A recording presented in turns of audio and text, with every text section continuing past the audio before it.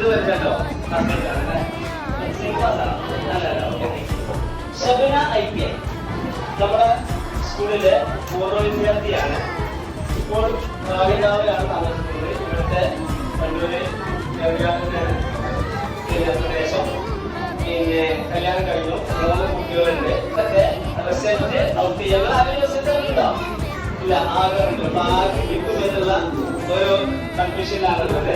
Okay, പിന്നെ എല്ലാവർക്കും പ്രോത്സാഹന സമ്മാനം നൽകിയിട്ടുണ്ട്. പിന്നെ വിജയികൾക്കുള്ള